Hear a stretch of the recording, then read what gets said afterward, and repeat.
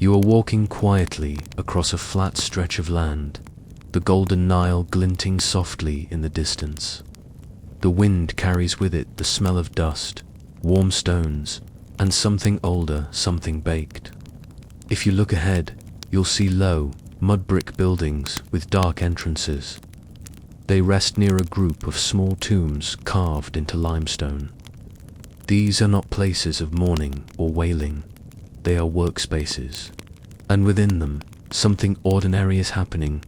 Someone is baking bread, but not for the living bread.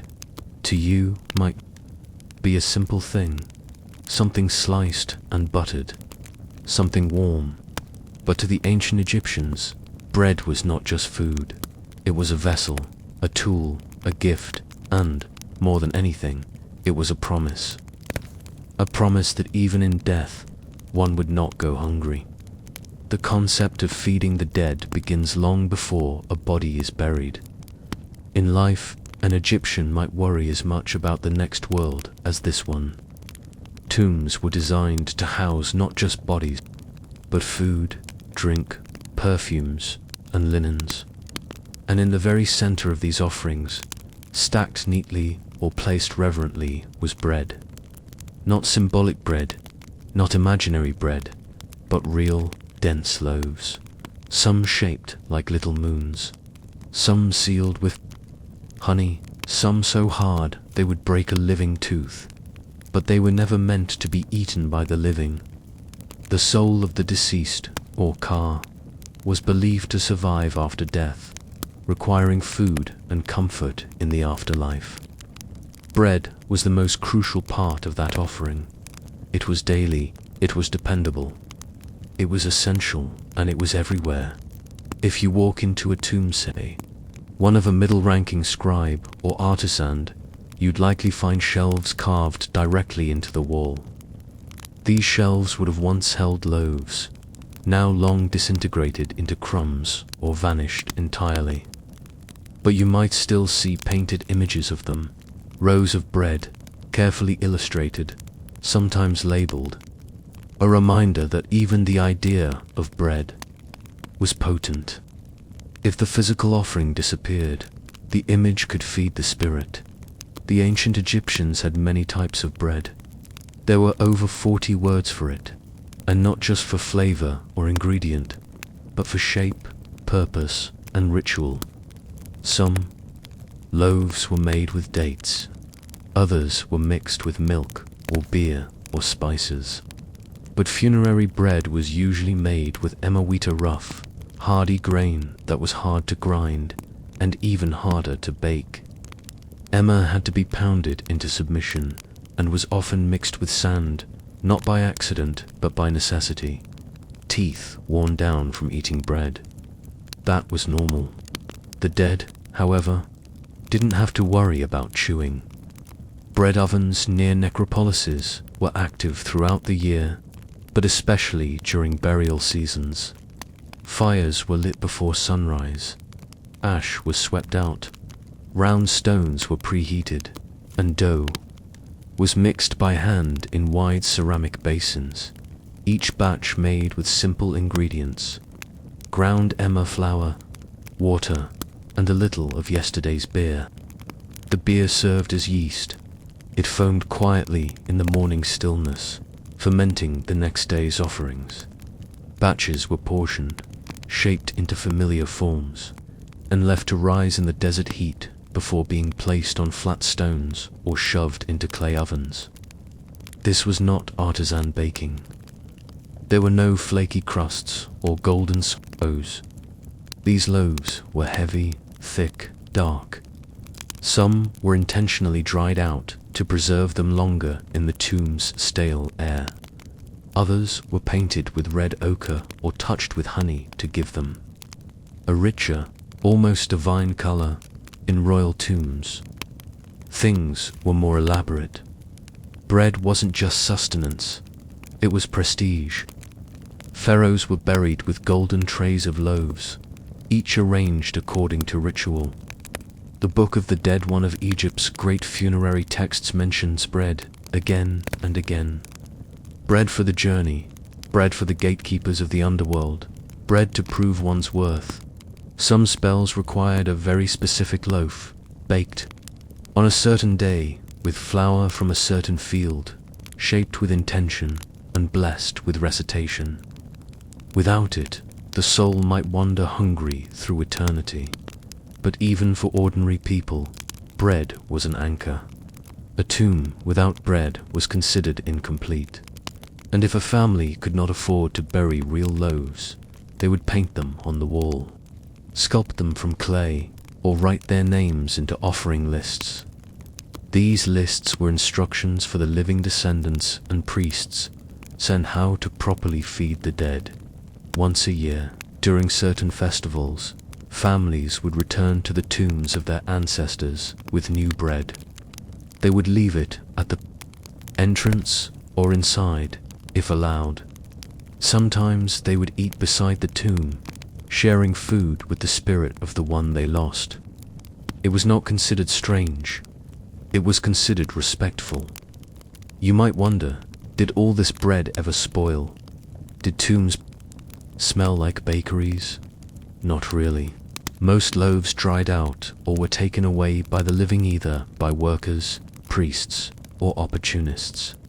There are records of tomb workers being caught sneaking extra offerings home. Bread was food. Food was valuable, even when meant for the dead. And so the baking continued. Every day, someone mixed, kneaded, shaped, and baked loaves for those who would never say thank you. Bread was made not just to be eaten, but to be remembered. It was the humble anchor between two worlds, the living and the dead. But how exactly were these loaves shaped? And what meaning did their forms carry in the eyes of ancient priests? If you had asked an ancient Egyptian where they hoped to go after death, they might have pointed not upward, but outward toward the east, where the sun rose, and beyond it, to the mythical paradise known as the Fields of Reeds, not fiery skies, or pearly gates, just reeds, wheat, irrigated plots, and peace. The Aru, or Field of Reeds, was not so different from Egypt itself, only perfected. The Nile still flowed, the earth was still black and fertile, and people still needed to eat. That was the most soothing part of the Egyptian afterlife. It wasn't filled with abstract mystery. It was familiar, gentle, even agricultural. In this paradise, the righteous soul would live forever, surrounded by crops and canals, birds and boats. They would wake early and tend their land, just as they had in life, but with no blisters, no hunger, and no thieves. The crops would grow without fail, the water would never dry up, and bread, of course, would always be plentiful to reach the Fields of Reeds. However, the soul had to pass through a series of ritual steps: judgment before Osiris, declaration of innocence, and passage through strange, magical gates guarded by animal-headed beings. It wasn't dangerous, exactly, but it required help, spiritual help, magical help, and practical help in the form of bread. Offerings buried with the body were believed to sustain the soul through these transitions.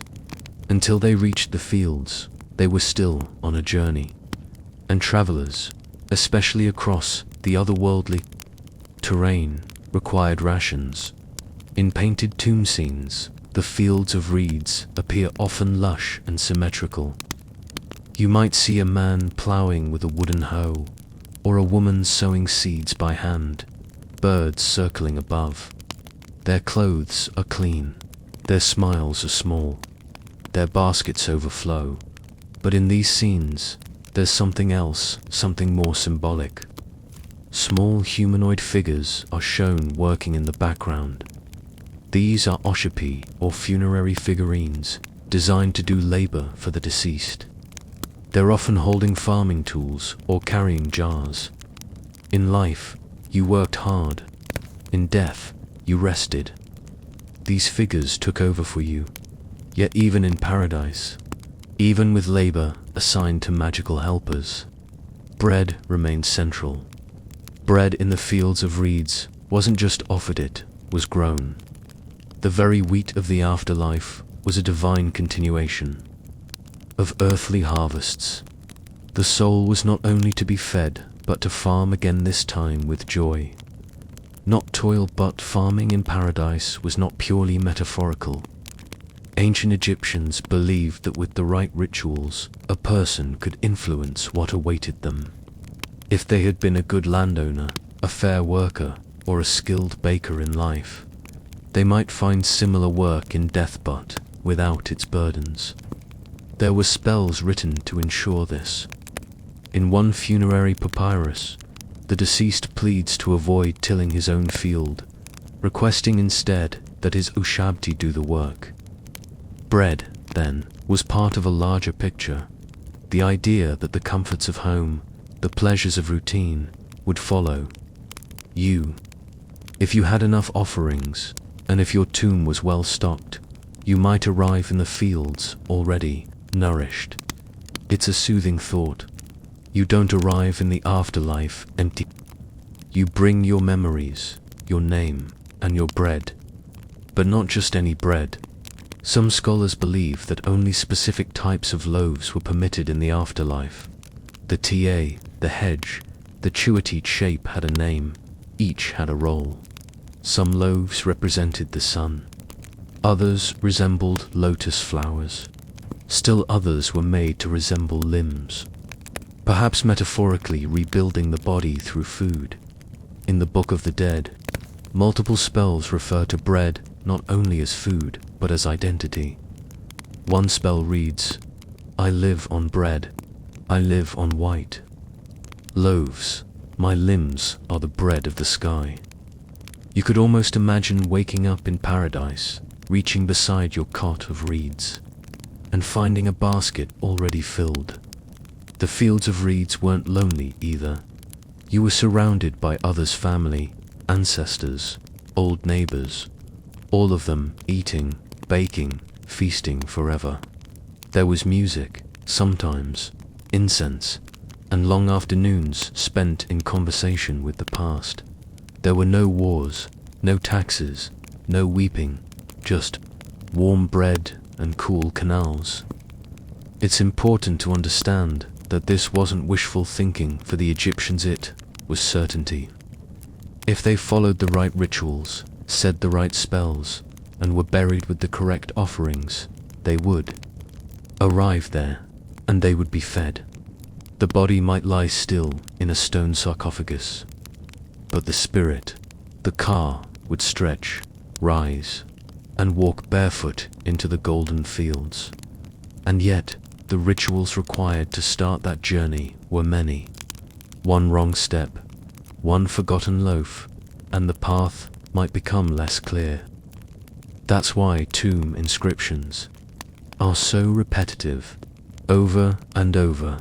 Bread and beer, bread and beer, bread and beer. A chant not of gluttony, but of safety. They believed it with their whole being. Bread was what carried you forward. But how were these loaves shaped? Into symbols. And what meanings did those forms carry through the sands of time? It begins before dawn. The tomb workers are stirring in their courtyards, and the smell of ash is already in the air. If you listen closely, you can hear a paddle scraping against the inside of a domed oven, and the muffled cough of someone blowing gently on the last of last night's embers.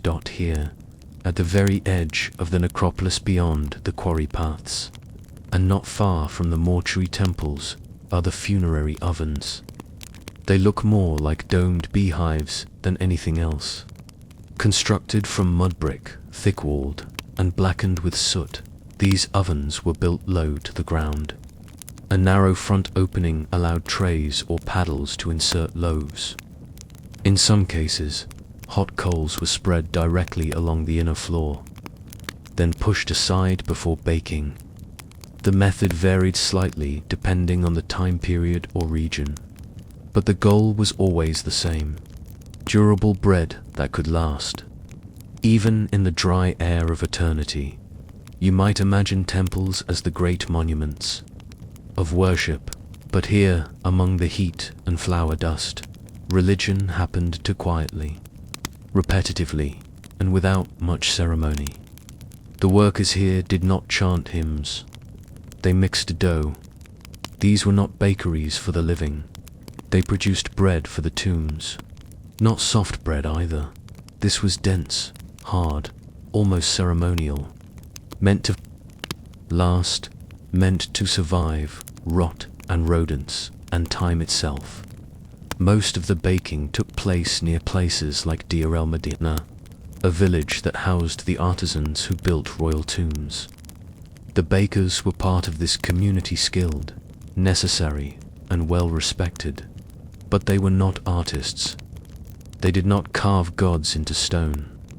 They shaped flour into purpose. The bread made here had little variety. Immer wheat, coarse and fibrous, was the standard grain. Sometimes barley was added, or ground chickpeas, but the goal was always utility, not taste. Emmer was difficult to grind, often requiring 2 people and a heavy grindstone. Women, sometimes wives of bakers or tomb laborers, spent hours each day grinding small batches by hand, rocking back and forth in repetitive motion, their knees pressed into mats of woven reeds. It was thankless work, and yet, without it, the dead would go hungry. Once the flour was ready, water and fermented beer mash were added. No exact measurements, just the right amount passed down by feel. The mixture would bubble slightly, warm with the faint scent of sourness and earth. After kneading, it was rolled into forms, simple rounds or long ovals, each pressed or scored depending on its function. Some loaves were wrapped in leaves, others were dusted with ash. Still others were pressed into clay molds to create specific, religious shapes, crescent moons, open hands, or even simplified birds. The ovens were already hot. There were no thermometers, of course. Bakers tested heat by placing small wads of dough inside and timing how long they blackened. Others simply placed their hands near the mouth of the oven, reading its breath like a whisper. Batches went in quickly, always watching for the delicate line between baked and burnt. Some loaves were intentionally dried out further after baking, left on trays in the sun to harden. A loaf that would not be eaten needed to endure. A cracked surface or hollowed center was no issue. What mattered was shape, weight, and symbolic presence. Once cooled, the loaves were stacked into reed baskets or clay jars. Others were wrapped in linen. Each bundle was labeled or tagged, often with simple charcoal markings. Where it was going mattered. Was it for a temple? For a nobleman's tomb? For a mass burial pit during festival season? Some ovens stayed active for days at a time, especially leading up to a major burial. Entire teams of bakers would work in shifts. One prepared the dough, one tended the fire, one shaped the loaves, another carried them to the staging chamber, near the tomb's threshold, where priests would receive them. Occasionally, a loaf was refused. It might be the wrong shape, or too light, or not blessed in time. In those cases, it would be tossed to the side or crumbled into animal feed. Perfection was not expected, but ritual correctness mattered. You might wonder how these humble ovens survived the ages. In some cases, they didn't. But in settlements like Amarna or in tomb worker villages, remains of ovens have been found: shallow fire pits, soot-darkened mud bricks, and nearby caches of broken molds or grain residue. These are not spectacular discoveries. They do not make headlines, but they are revealing. They show that baking was not background noise. It was the heartbeat of a belief system. The bread had to be ready before the soul could travel. There's something comforting in that, in knowing that even in the face of death, someone was awake early, warming their hands near a fire, shaping a loaf not for breakfast, but for memory, for transition, for eternity. And those loaves stacked neatly in the dark, hidden chamber of a tomb waited silently beside the body. But what did the rich and the poor receive in their tombs? Did everyone, regardless of class, get the same bread in death? In ancient Egypt, bread was not just bread. It was a statement, a currency, a comfort, and most of all a symbol of who you were, even after death. Not everyone was buried with golden amulets or alabaster perfume jars, but almost everyone, from the highest priest to the most forgotten farmer, had some kind of bread waiting in their tomb. It might have been simple and cracked, or ornately molded and stacked like a temple offering, but it was there, still. Bread was not distributed equally. Let's begin with the elite, high officials. Priests and nobles often prepared elaborate funerary banquets to be replicated for eternity. Their tombs featured painted feasts, rows of servants bringing trays of grapes, melons, ducks, and of course fine loaves. These weren't rough, cracked rounds. They were domed, symmetrical, sometimes intricately scored with patterns. The loaves might have been shaped like crescents, cows, udders, or even divine symbols. This wasn't about flavor.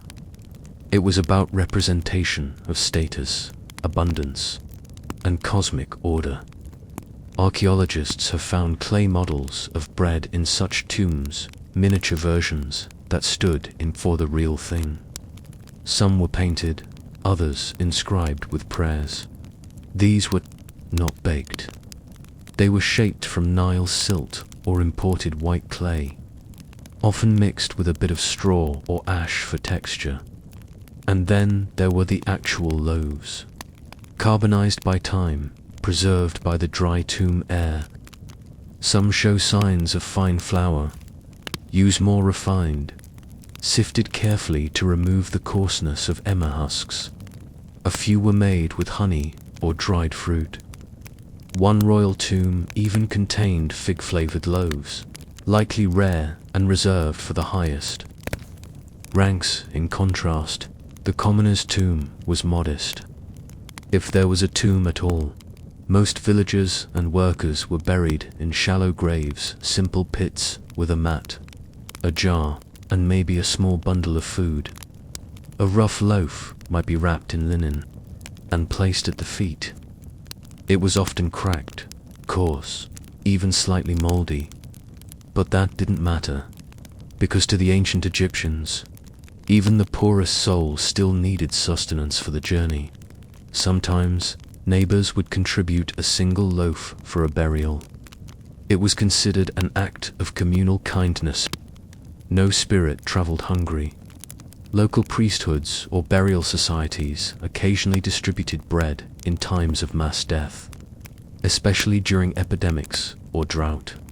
The bread given was always simple, but symbolically whole. In workmen's cemeteries, like those outside Deir el-Medina graves, have been found with a few worn objects, a drinking jar, a bread crust, and sometimes a small offering tablet inscribed with the deceased's name. No golden statue, no banquet scene, just a loaf and a name. Yet even in simplicity, the loaf had power, the heka of the bread, that is. Its ritual force was believed to come from the act of offering, not the ingredients. A coarse barley bread given with a prayer was more sacred than a honey-sweet cake left in vanity. Still, class dictated detail. For the upper classes, funerary bread lists were written on papyri or tomb walls. These inventories outlined the offerings. expected 20 loaves of white bread, 10 of beer bread, 5 shaped like cattle, and 3 molded with sesame or date paste. Sometimes the lists were accompanied by magical spells, instructing the loaves to replenish themselves eternally in the afterlife. That was luxury, but even a scribe's tomb might include notes on bread, handwritten lists of what was ordered, how many batches were received, and how they were stored before the burial. From these, we learn the bread economy behind death. There were bread quotas, ritual bakers, and even bread auditorsmen, whose job was to ensure that the correct type and number of loaves was sent from the granary to the tomb site. Tomb records show complaints, 3 loaves missing, or beer bread delivered late, or even loaf spoiled, rejected. A bad loaf wasn't just a baking mistake, it could anger the gods. It could disrupt the Kutha spiritual essence of the deceased, and so, for the rich, bread was a detail to perfect. For the poor, it was a detail to hope for. Interestingly, the middle class, a loose term for scribes, minor officials, and craftspeople, developed their own funerary bread traditions.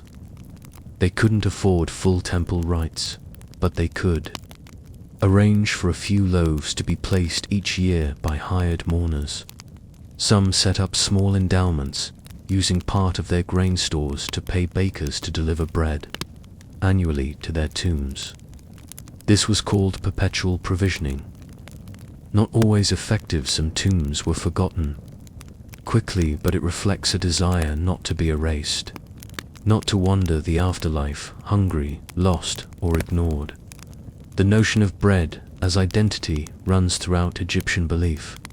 Even in the Book of the Dead, spells were included to ensure that one's bread would never spoil, would always rise, and would never be stolen by demons. So when you think of an Egyptian tomb, don't just imagine gold and masks. Imagine a quiet bundle of bread, cracked, humble, placed with care by someone who still remembered the name of the person inside, waiting for the soul to rise, like dough in a warm sun. Before the loaves could rise in the shadows of temples or smolder quietly in the ovens near tombs, they began their journey as quiet stalks swaying gently along the banks of the Nile. This chapter, though seemingly dull, tells the heart of the story of grain itself.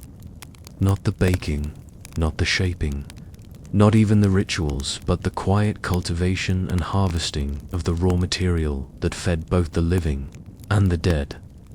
Grain was the pulse of ancient Egyptian civilization. It moved through fields, hands, granaries, and prayers. Without it, there would have been no bread for priests, no offerings for gods, and no eternal meals for mummies. Yet its presence in tombs, temples, and inscriptions is so consistent that it becomes nearly invisible. It was everywhere because it had to be. The most important grain was emmer wheat, a tough, husky variety that required special processing. Alongside it, barley grew abundantly and was used not only for bread but also for Berejep's second most sacred nourishment. These grains were not imported. They were coaxed out of the mud-rich soil of the Nile Valley, season after season. Like a quiet chant of life, the Nile's flood cycle dictated everything. When the river rose, it spilled over its banks and coated the land in black silt. This siltrage, fertile and deeply respected, was more than soil. It was a promise. Egyptians didn't have rotating calendars the way we do, but they had the inundation, and that was enough to time their agriculture and in turn their entire religious and economic life. Once the waters receded, men and women stepped into the damp fields barefoot. They used wooden plows pulled by oxen and tossed seed into the furrows by hand. Some did so with prayer. Others did so silently, rhythmically, with the same calm certainty that the stars would return to their proper place in the night sky.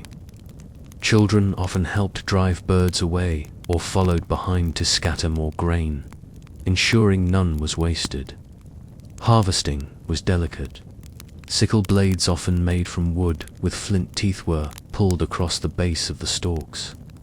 Workers, bending and reaching under the fierce sun, tied the grain into bundles and carried them off for threshing. The threshing floor was usually near the field, packed hard from use, often beside a granary. Threshing was done by foot or by livestock.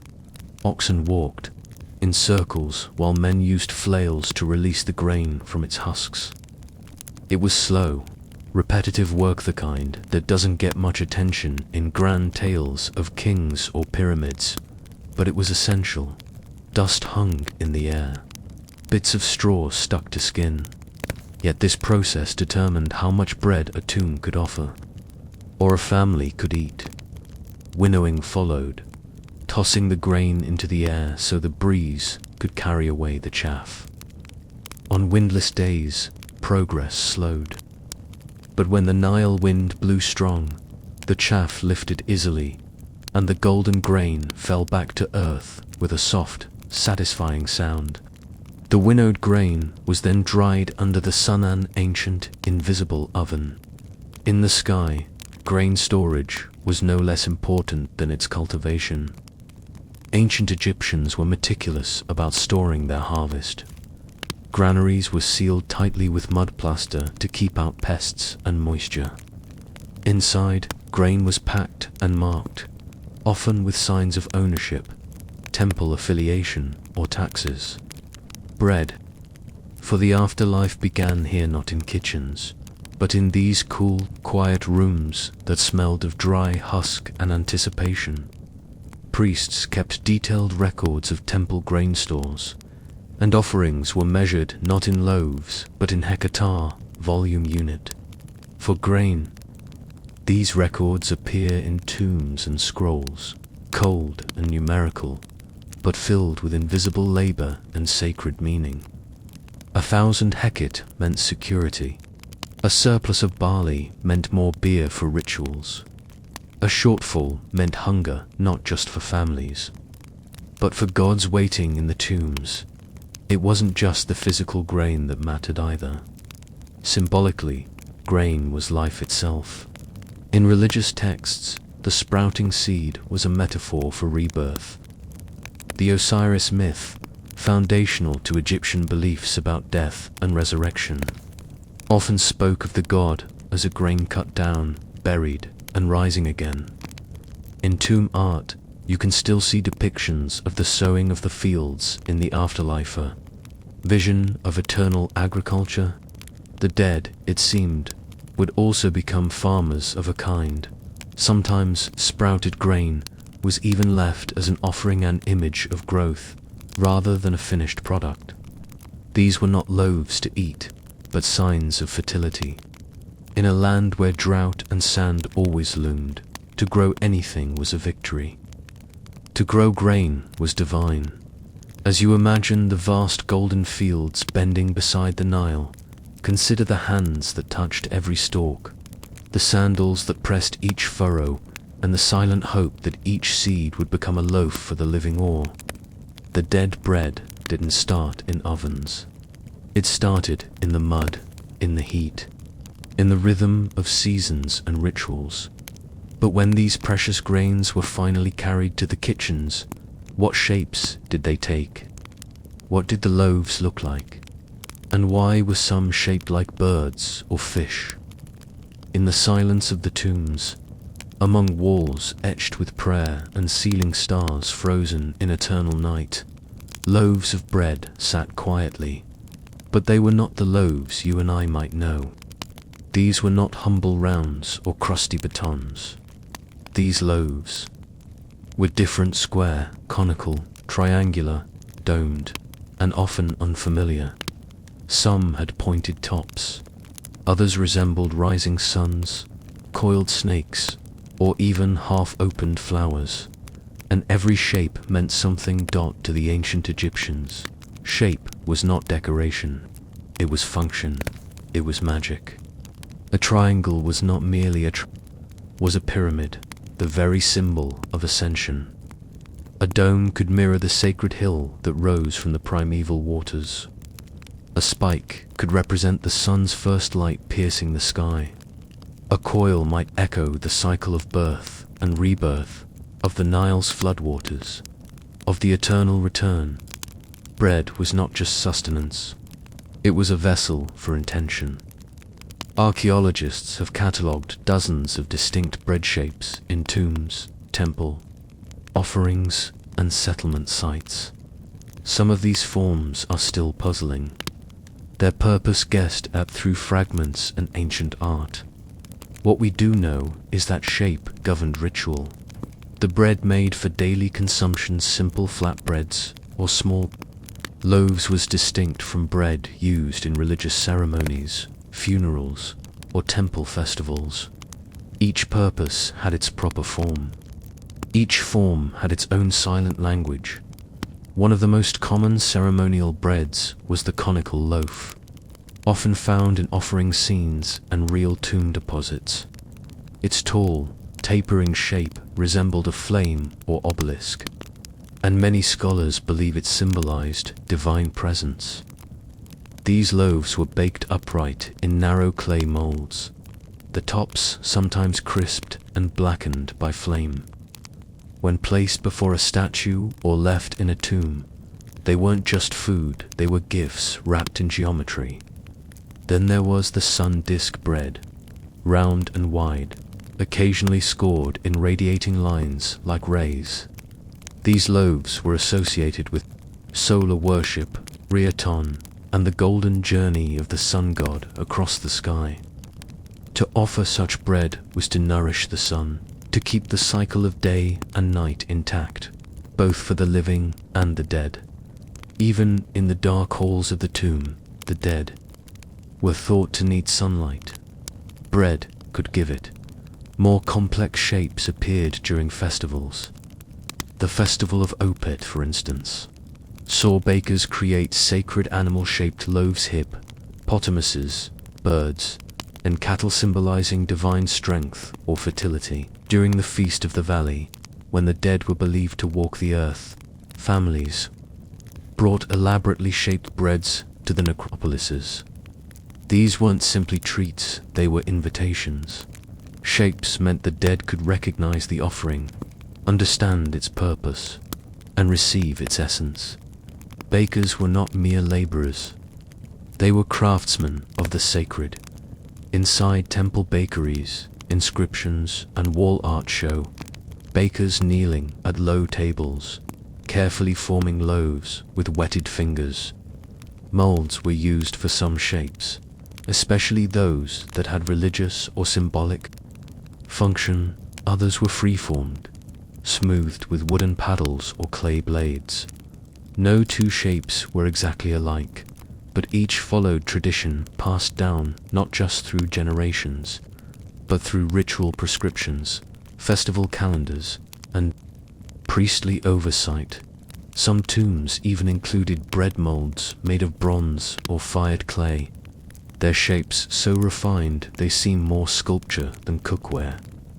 One set from the tomb of Ka, a high official, includes a narrow oblong form with curved lips, a mold for a bread that no longer exists. Its recipe lost, but its shape still whispering.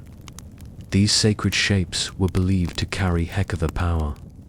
Of magic, a square loaf might symbolize stability. A spiked loaf could pierce the veil between the living and the dead. When placed in the tomb, each form functioned like a spell, a coded offering. If the dead wanted nourishment, they would find it in the dome. If they needed power, it lay in the coil. If they needed protection, it was baked into the triangle. Even funerary texts mention bread shapes by name. In the pyramid texts, one incantation offers loaves in the form of the gods. Another calls for bread of the field, shaped in the manner of the ancestors. These were not metaphors. These were precise formulas meant to ensure safe passage and favor from the divine. Yet shape was not just for the elite. In humble graves of commoners, archaeologists have found simple bread loaves shaped into peaks or spirals, charred black but carefully arranged. These were shaped by mothers and daughters, village bakers, nameless hands who believed that form mattered, that a twist in the dough, a pinch of the edge, could mean the difference between hunger and eternity. Modern experiments have attempted to recreate these shapes, baking dough in reconstructed Egyptian ovens using immer, flour, and water, sometimes with herbs or date mash. The resulting loaves are dense, smoky, and hard. But their forms still hold meaning. They still echo the shapes found in tomb paintings, the molds left in sand, the silent offerings stacked high before long-crumbled gods. And so, through form, the Egyptians turned bread into a sacred object, something more than food, something eternal. And yet, for all the beauty of shape, what mattered just as much, perhaps more, was the process itself. The making, the mixing, the rising. The tomb was quiet. No footsteps echoed across its stone floors. No hands reached out to the offerings neatly laid upon low altars. And yet the table was full. Baskets of bread, carefully arranged, jars of beer sealed with reed stoppers, bowls filled with figs, dates, and onions, cuts of beef and goose, dried and wrapped. There were little loaves shaped like pyramids, folded linen packets, and sometimes even painted clay models of food when the real thing couldn't be spared. All of it untouched. This was the uneaten feast. Every Egyptian tomb, from the lowliest pit burial to the most elaborate royal crypt, included food. Bread especially, always bread, because it was the staple of life. But the food was never meant to be eaten by the living. These were not snacks left behind accidentally or rations hidden for later. These offerings were deliberate, formal, symbolic, sacred. They were gifts for the dead. The dead, Egyptians believed, did not cease to exist. They entered another realm, a mirror of this world, but eternal, unchanging, and filled with divine presence. In this world, the dead needed nourishment, not metaphorically, but truly. To live well in the afterlife, they needed to eat. And so, the living fed them.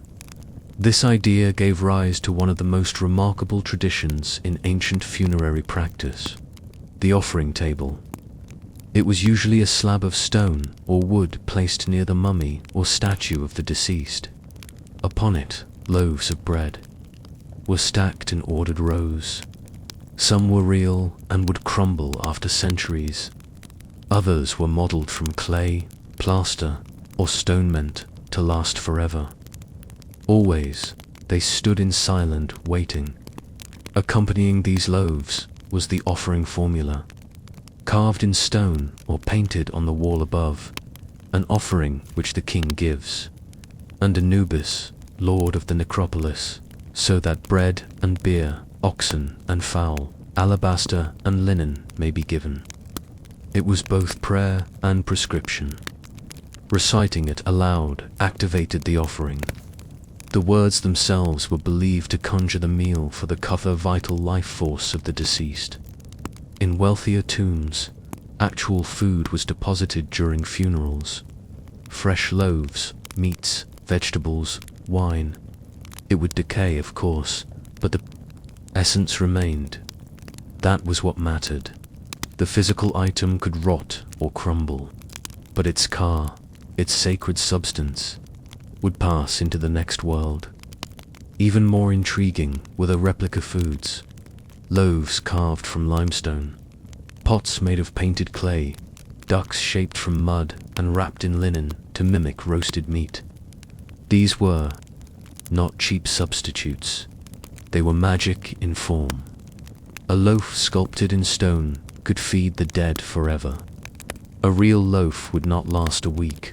Some tombs, particularly in Deir el-Medina, contain shelves lined with these models. They are charming in their simplicity. One might find a clay goose with neatly incised feathers, or a row of miniature bread loaves painted golden brown. The colors, the shapes, even the scalet, all mattered, for in the afterlife, recognition was key. The dead needed to see the food, name it, and absorb it spiritually. But what happened to the real bread? In many cases, it was removed after the funeral and either consumed by priests or redistributed. In state-run temples, the cycle was formal. Offerings were brought daily, blessed, symbolically given to the gods or the dead, then taken away. The bread once divine was eaten by temple staff. It was considered sacred, yes, but also practical. Nothing was wasted in private tombs. However, bread might be left to decay. Tombs, sealed forever, were not opened for reuse. Their offering. Tables became altars for a meal never eaten, a table always set, and still, there was the act of repetition. Families of the dead would return on feast days, anniversaries, festivals like the Feast of the Valley, carrying more food, new bread, fresh dates, wine. They would speak the offering formula again. Sometimes they would weep or sing. Sometimes they would just sit in silence and place the bread on the table. The act itself was enough. There are records of letters to the dead written on papyrus or astraca, asking for help in this world fertility, justice, peace in exchange for offerings. "I have brought you bread," one man wrote to his deceased father. "Now please intercede on my behalf." The feast, then, was not one-sided. This ritual exchange, bread for blessings, food for favor, was a contract. It bound the living and the dead, not through fear, but through love, through duty, through quiet daily acts of remembrance. And the bread remained, even when no one came anymore, when names faded and tombs fell to sand. The loaves sat still in the dark. Whole centuries passed in silence, but the feast stayed set. Modern excavations have found them, desiccated loaves in pottery bowls, mold-caked and crumbly, but still shaped by human hands. The ovens long cold, the families long gone. But the bread symbol, offering hope, endured. In a way, the feast was eaten, not with mouths, but with memory, with magic, with belief. It did not need to be consumed to be real. It only needed to be made. Each morning in ancient Egypt began with a sacred rhythm, an invisible performance of devotion in the quiet chambers of temples, behind curtains, beneath stone lintels, and before gods carved in stillness, while the world outside stirred with fishermen and farmers. Within these silent sanctuaries, another kind of life awakened. Here, the gods were greeted, washed, clothed, and fed every single day, without fail. The ritual of the daily offering was not a holiday affair. It did not wait for festivals or grand celebrations. It happened every morning, noon, and night, echoing across centuries in a cycle of unwavering service. The temple was a home for the divine, and as any good housekeeper knows, a home must be maintained for gods. Bread was at the heart of this routine. The process began long before the sun peaked above the eastern horizon. Priests, often referred to as servants of the god, rose early to bathe and purify themselves. Their heads were shaved, their clothing of fine linen, their breath cleansed with natron. Only when cleansed in body and spirit could they approach the sanctuary. Inside, the god awaited not in living flesh, but in the stillness of a statue or symbol. For the Egyptians, This image was no mere representation. It was an anchor for the god's presence, a place where the divine could inhabit the earthly realm, and that divine guest must be honored daily, as any king or lord would be. The rituals began with opening the sanctuary doors, a ceremony unto itself. Incense was burned to purify the space. The statue of the god was unwrapped, anointed with oils, and dressed anew in fresh linens and ornate jewelry. And then came the food. Bread was the first among the offerings. Laid before the god were various loaves, sometimes simple rounds, other times elaborate cones or obelisks made of emmer or barley. Alongside them might sit small bowls of beer, fruit, vegetables, and meats. But bread was the foundation, the essential nourishment, the daily gift. There was something deeply symbolic about offering bread. It represented life, stability, and cosmic order. Just as the rising sun renewed the world each day, the offering of bread renewed the relationship between gods and mortals. To give bread to a god was to recognize that divine power sustained the universe, and that the people, in turn, sustained the gods through their devotion. But what did the gods actually do with these offerings? The Egyptians believed in the concept of Kada, life force or spiritual essence of a thing. When the bread was presented and prayers were spoken, the god absorbed the ka of the food. What remained, the physical loaf, was now sacred, yet no longer needed by the deity. This leftover portion, known as reversion offerings, would then be consumed by the priests or temple staff. To eat what the god had blessed was itself an act of spiritual nourishment. Temples had detailed schedules for these rituals. Morning, midday, and evening offerings occurred in nearly all major temples, and each time, bread was central. Temple kitchens bustled with activity to ensure the flow never stopped. Bakers prepared hundreds of loaves daily, not only for gods, but for the afterlife offerings of tombs, for ritual feasts, for processions, and for the priests themselves. Even during periods of drought, war, or dynastic change, the offerings were expected to continue. The idea that a god might go unfed, even for a day, was unthinkable. It would mean disorder in the cosmos, an invitation for chaos to seep in. Records from temples such as Karnak and Abydos list thousands of loaves offered per day. Different gods had preferences. Some loaves were shaped like pyramids, others resembled lotus buds or cattle hooves. Ingredients varied: plain flour, honey, dates, herbs. Bread was art, mathematics, and theology in equal measure. Yet there was something profoundly human in all of it.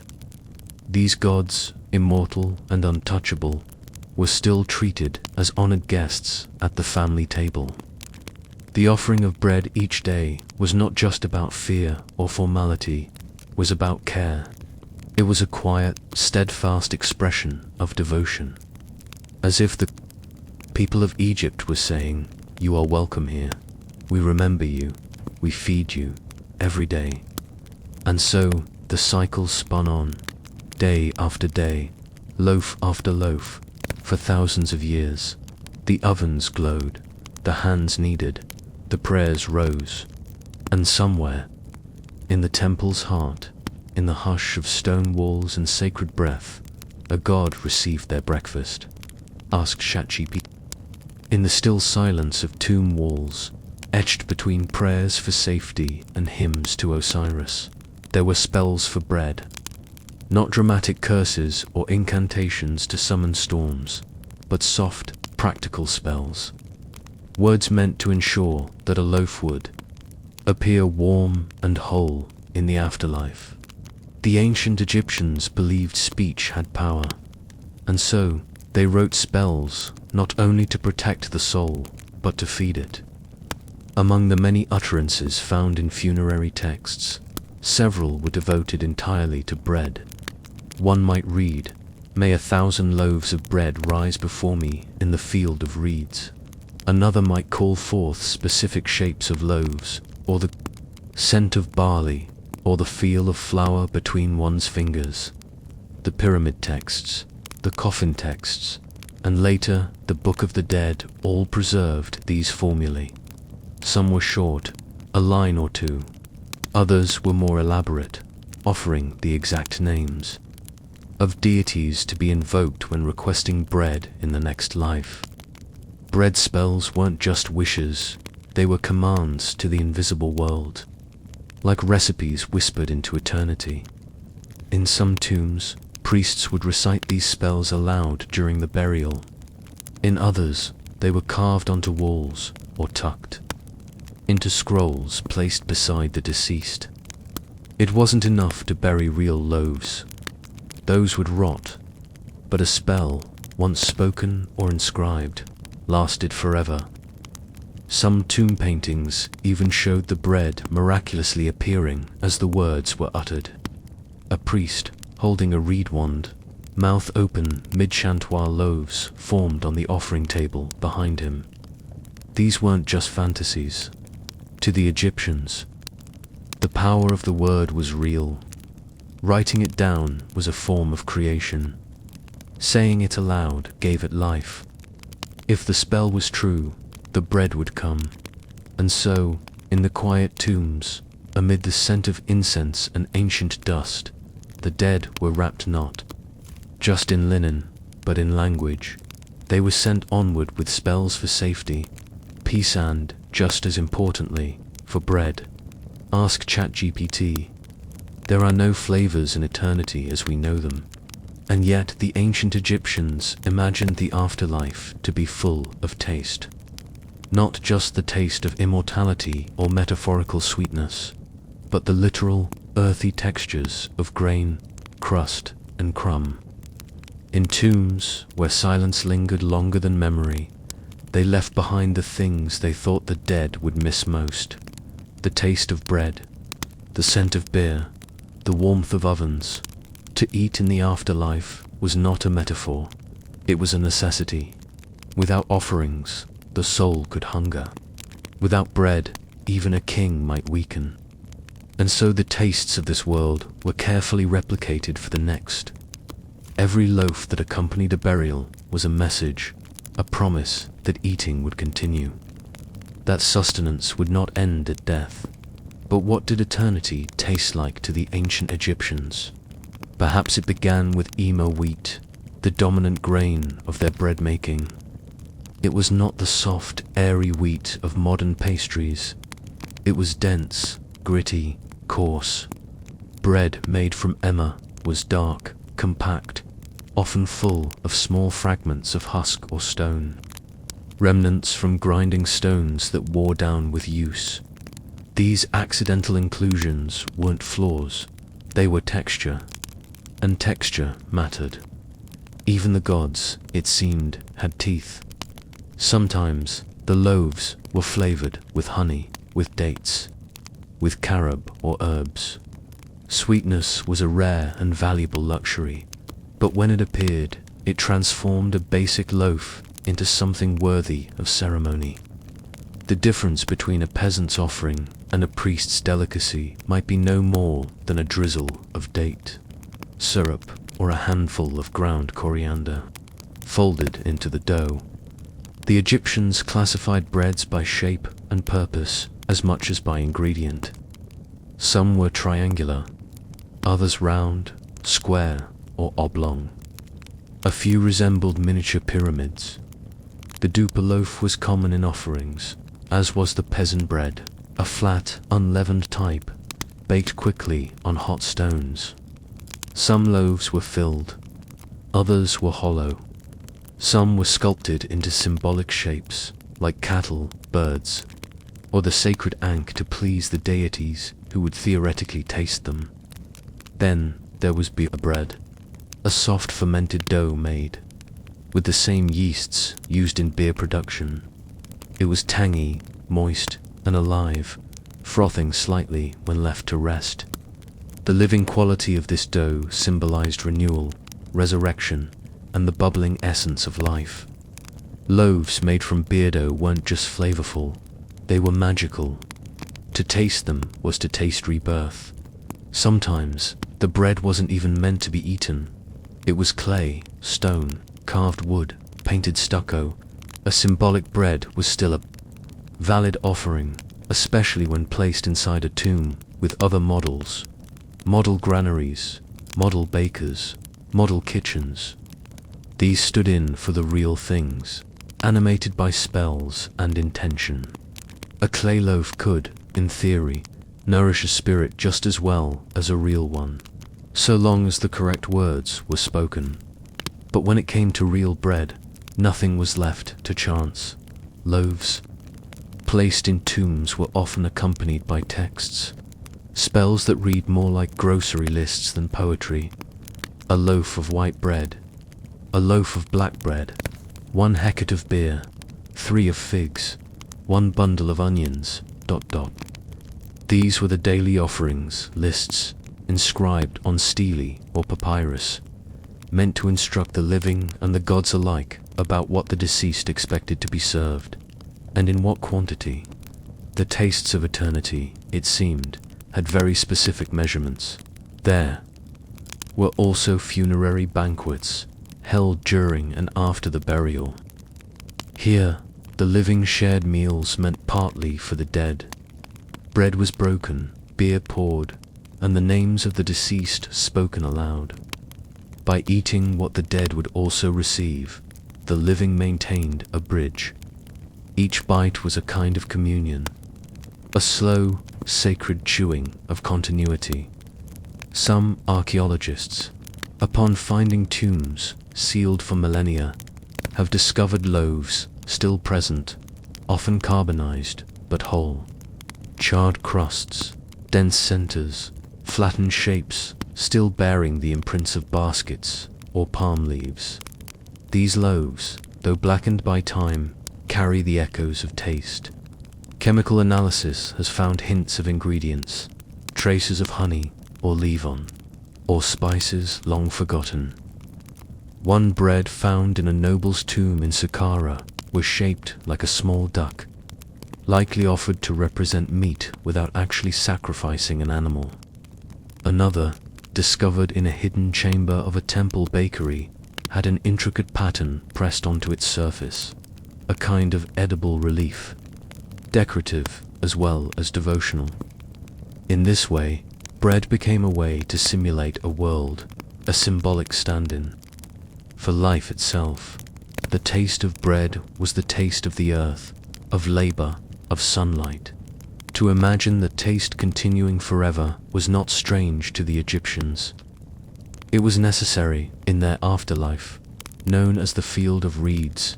The dead lived, much as they did in the Nile Valley, farming, fishing, feasting. Bread would still be baked there, ovens would still glow. The dead would still rise with the sun, still eat when hungry, still savor the familiar taste of home. What comfort, then, to imagine that eternity wasn't cold or sterile, but warm, with the smell of baked grain and faintly sweet with honey. The tastes of eternity were not divine in some abstract way. They were real, nutritive, textured, familiar, and among all the magical implements and golden masks entombed with the dead, it was these humble loaves, round, dense, flavored by care and repetition, that held the power to make eternity feel human. In the soft shadow of the limestone cliffs that stretched along the west bank of the Nile, far from the clamor of Thebes and the rituals of temple priests, a quieter kind of devotion unfolded. These were not the high priests of Ammon or the golden artisans of the pharaoh's court. These were the tomb bakers. They rose before the sun, before the ibis stirred, and before the wind swept the first grains of sand across the courtyards of the dead, in humble mud brick quarters built against the necropolis walls. The tomb bakers lived and worked anonymous, disciplined and largely forgotten. But without them, the dead might have starved. The concept was simple in its gravity. Bread must be available in the tomb. Not for a day, not for a week, but forever. Their world was one of flour and flame, soot and silence. Emma wheat arrived from the temple granaries, carried on the backs of donkeys or balanced in wide baskets upon the heads of temple servants. It came in sacks sealed with clay stamps, proof that the offerings were official, and the gods, or at least their administrators, had authorized the grain's delivery. The bakers milled the grain in the dim morning light. Round saddle querns, made of basalt, were rubbed back and forth with heavy handstones. Dust rose from the grinding thick, persistent. The women who ground the flour often developed telltale signs, rounded shoulders from the hours bent over, stone-thickened palms, coughs that never truly faded. Still, they worked. This was sacred work, even if no one said so. Flour was sifted with reeds and linen. Water was fetched from nearby cisterns, filtered through palm fiber. Yeast was coaxed from the air or borrowed from the last batchin. Ancient starter kept alive through quiet ritual. A little salt was sometimes added, or honey, if the tomb owner could afford it. But the recipe had little room for extravagance. The dead, in theory, didn't need taste, they needed sustenance. Symbolic sustenance, eternal nourishment, forever. Repeating. The ovens, dome-shaped and cracked from years of use, stood like miniature tombs themselves. Fired with acacia wood or dried dung, they radiated a deep, steady heat. Each loaf was shaped by handsome round, some triangular, some tall and narrow like a tower. Occasionally, they were stamped with seal's anks, lotus blossoms, names. The seals were not decorative, they were declarations. This bread was for the tomb, this loaf was meant to last, this offering had meaning. The tomb bakers did not eat what they made. Their loaves were not for the living. They had their own bread, coarser, unsanctified. The tomb loaves were for rituals, for wrapping in linen, for stacking in tomb niches, for placing on altars beside carved haunches of beef and jars of beer. They were to be presented to the gods and the spirits, the ka and the ba, the shadow and the soul. This was bread with a purpose beyond hunger. Sometimes the tomb bakers attended the funerals. They stood off to the side, dust on their tunics, their hands still white with flour while priests chanted spells and relatives wept or looked nervously at the horizon. The loaves would be laid out carefully near the head of the sarcophagus, or within offering chapels carved into the stone walls. If the family was wealthy, there might be dozens of loaves, some baked fresh that very day, others modeled in wax or faience bread-shaped amulets designed to last forever. If the family was poor, a single loaf might suffice, but even one was something. Even one meant the soul would not be alone, and then the tomb was sealed. The bakers would walk home quietly, their day nearly done before the sun reached its peak. They did not linger. There were more loaves to make tomorrow, more tombs, more dead to feed. They rarely spoke of their work in the way that scribes or priests might. There was no doctrine to recite, no text to memorize. Their belief was shaped by repetition, the act of making, giving, and vanishing. In a way, it mirrored death itself. Sometimes, a baker's child would ask, "Why do we make bread for those who cannot eat?" And the answer was always some version of the same truth: because we must. The tomb bakers knew the strange details, the things others ignored. They knew how certain loaves dried harder in desert air and would not mold. They knew which ovens cracked most quickly in the summer heat. They knew which tombs always received extra deliveries before feasts, and which tombs were quietly neglected after a generation or two had passed. They knew that sometimes, late at night, offerings were stolen not by spirits, but by the hungry living, and though they said nothing, they understood. A loaf taken from a tomb was still a loaf that fed. Perhaps that counted for something in the eyes of the gods. They also knew that some of the loaves would remain untouched for centuries, hardened, blackened, preserved by time and arid stone, that their work might outlast them, that someone, somewhere, might one day unearth their bread and wonder, why was this made? Who shaped it? What did it mean?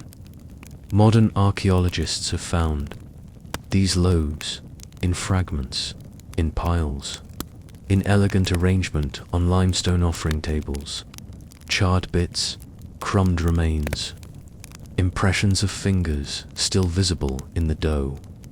They have been analyzed, catalogued, dated, emmer and barley, traces of date syrup, occasionally even coriander or sesame seeds, extravagant for the time. But none of these modern studies can reconstruct the silence of the baker's world, the heat of their ovens, the weight of the morning flour, the solemnity of feeding those who would never open their mouths.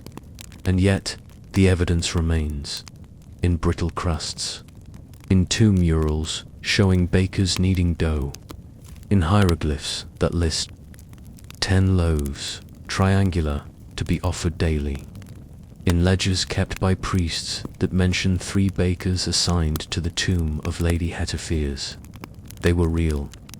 They labored in shadows, but their work fed eternity. No monuments were built to honor the tomb bakers. No hymns were sung in their names, but their offerings endured.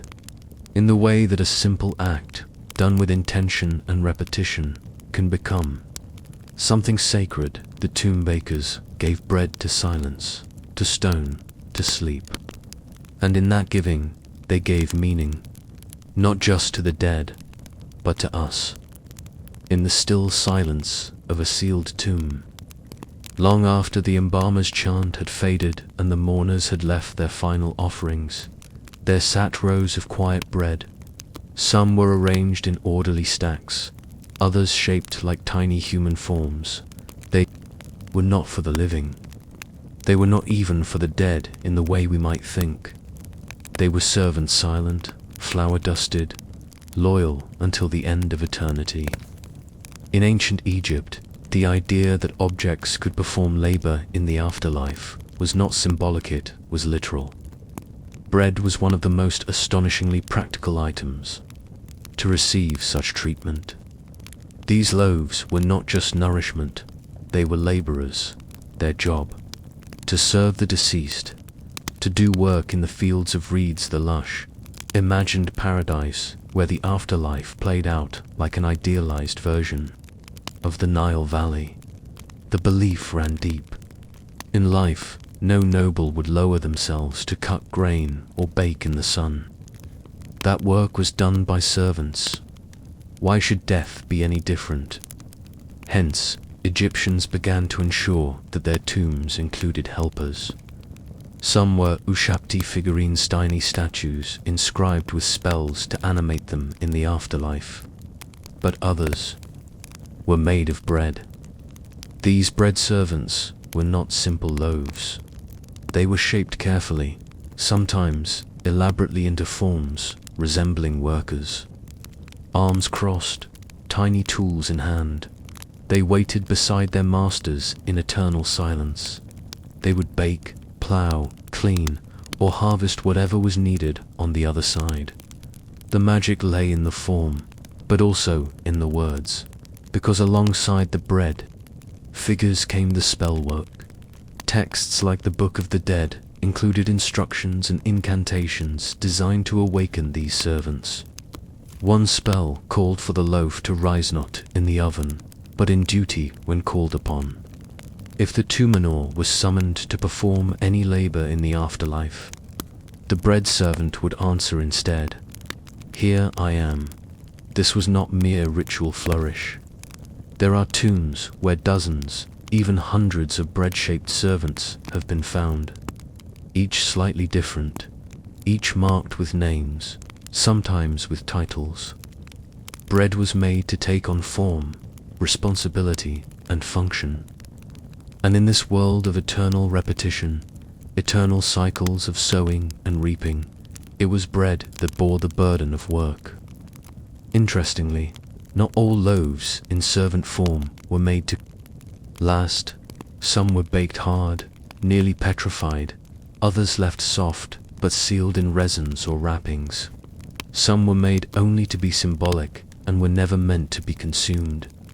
Like real servants in life, they were not always treated with gentleness, but they were necessary, expected, part of the invisible workforce of the eternal world. One tomb near Saqqara contained loaves in baskets, shaped like kneeling figures, their faces pinched from dough, their backs arched as if they carried burdens.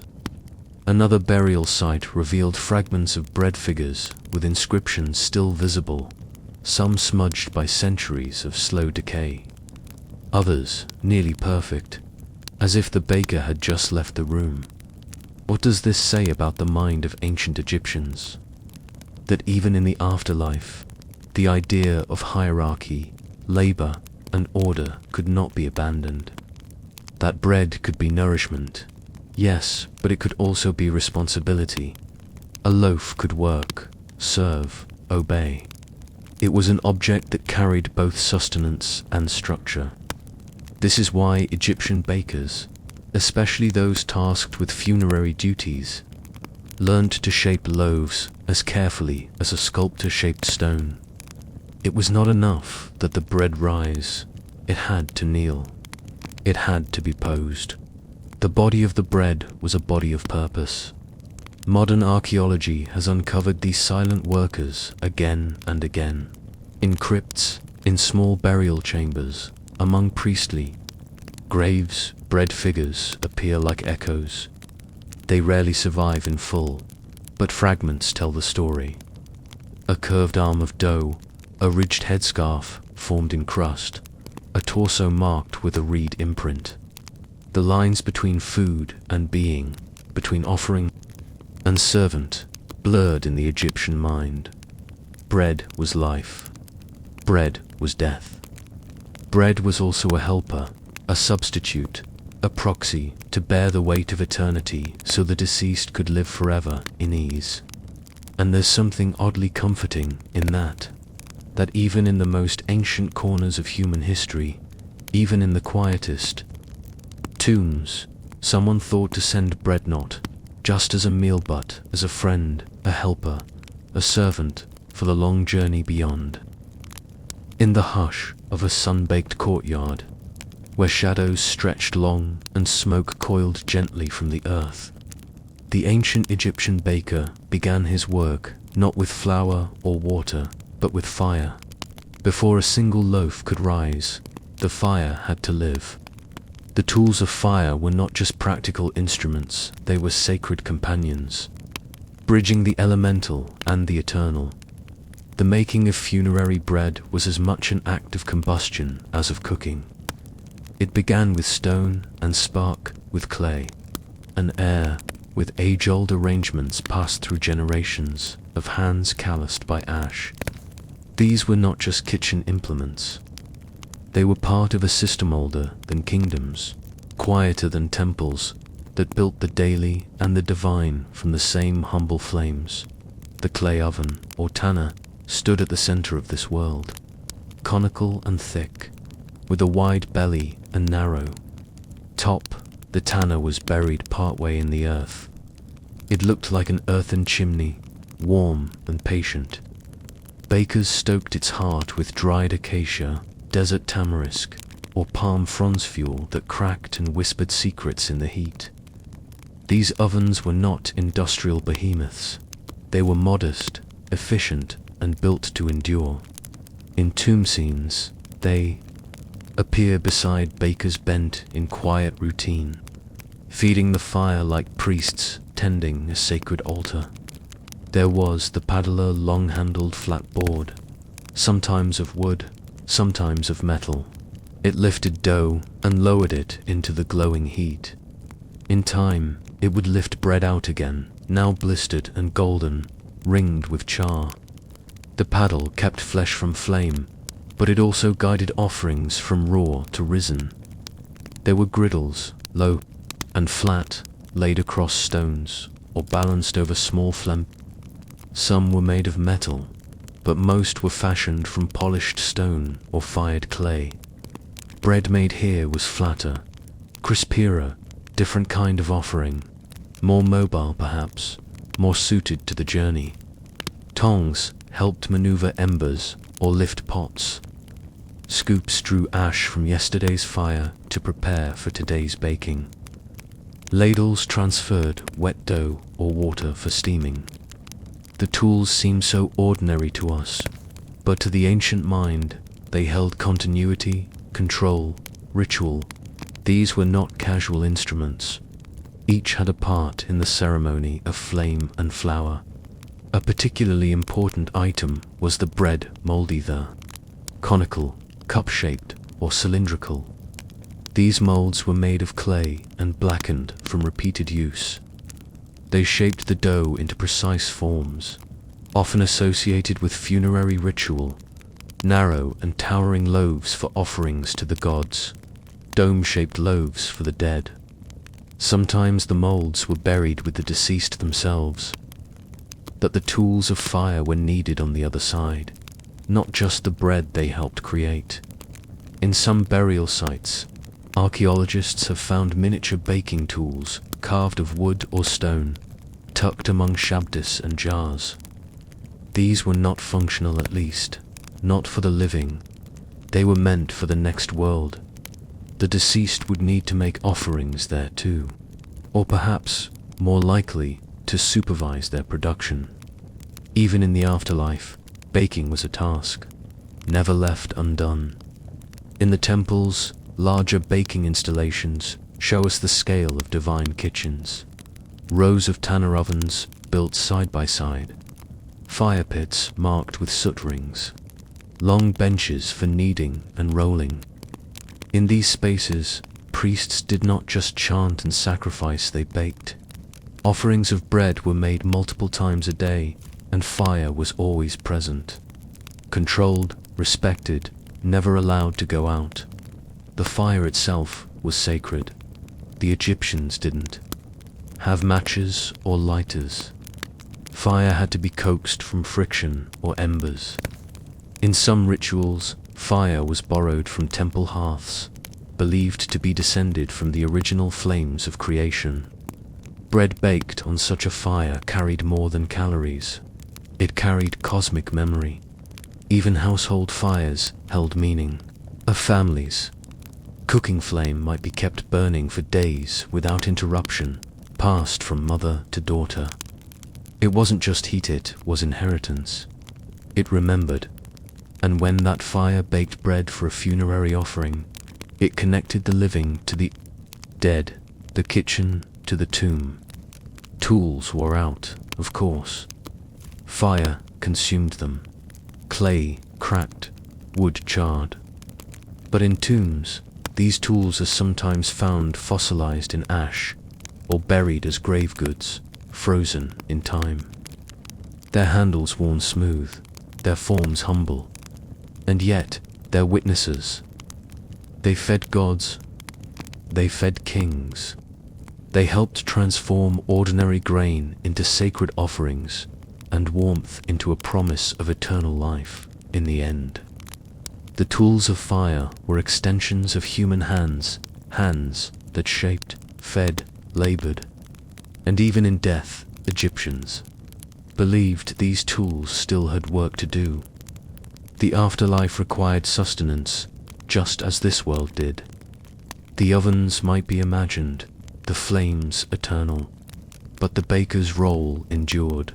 So the tools were made small, symbolic, packed carefully in linen or clay jars, and laid beside the body a paddle, a mold, a scoop of ash, all resting silently, ready to rise again with the fire of the next world. Before a single loaf reached the lips of kings, before a servant could serve or a child could eat, the gods were fed. This was not merely tradition, it was law, cosmic and agricultural, a rule older than any pharaoh and deeper than the Nile. In ancient Egypt, bread offerings were not first made for people, but for the gods. It was a universe that ran on grain and favor, on rising dough and rising suns. And the gods, those silent overseers, always ate first. They did not eat in the way that mortals did. Their feasting was symbolic yet, no less essential, to feed. A god was to maintain Mawat, the balance and order of the world. The sun would not rise, the fields would not flood, the winds would not blow if the gods were neglected. And so, every day, without fail, they were served. Temple kitchens were among the busiest places in ancient Egypt, humming not with worshippers, but with bakers, cooks, brewers, and priests. Massive complexes like those at Karnak or Luxor had dedicated. Bakery wings entire, courtyards and corridors devoted to feeding the invisible. Dozens of workers labored each morning to prepare what was called the daily offering. At dawn, the god's statue was washed and anointed in silence, clothed in linens, and presented with food hot, fresh, and abundant. The offering was called hetep, a word that meant peace, but also offering and rest. It was the same word used in the famous prayer formula, Hotep Diniset, an offering which the king gives. A king's divine favor was seen in how well he fed the gods. And what did they receive most often? Bread, loaves of every shape and size. Loaves, with domed tops, with flat sides, with carefully impressed patterns. Loaves made with honey, with dates, with caraway. Even with fine ground emmer flour, rarely used for common meals. Accompanying the bread might be cuts of roasted meat, bowls of beer, figs, onions, or fresh water. But bread was constant always. Present, always warm, always first. These offerings weren't meant to be eaten in a physical sense.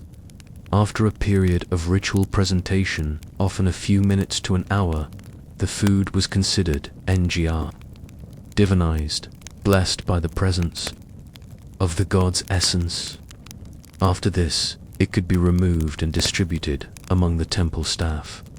This was called the reversion of offerings, a beautiful phrase for a very practical process. Gods got the honor, and priests got the calories. It was an efficient system. Some temples received tribute in the form of grain or flour, then transformed it into loaves for offerings, then recycled the uneaten bread to support their workers. But not all loaves made it to human mouths. Many were used solely for burial offerings, symbolic sustenance to carry the dead through the afterlife. The gods had already blessed the bread. It was now fit for eternity. One particularly sacred offering was the white bread of the gods, a loaf made of the purest emmer flour, sifted many times until it was light and soft, almost silken. Only priests were allowed to bake this bread. It was shaped with care, baked in molds that bore sacred symbols, and cooled in chambers perfumed with incense. Bread was treated not as food, but as a vasilla carrier of life force. When placed before the gods, it was not just nourishment. It was a reminder of human devotion and cosmic responsibility in the pyramid texts. The oldest religious writings in Egypt, there are references to divine loaves that never grow moldy and that rise by magic. These weren't exaggerations. In the symbolic world of the gods, everything was perfect. Bread did not spoil. It did not crumble. It served its purpose in perpetuity. For the average Egyptian, this system mattered.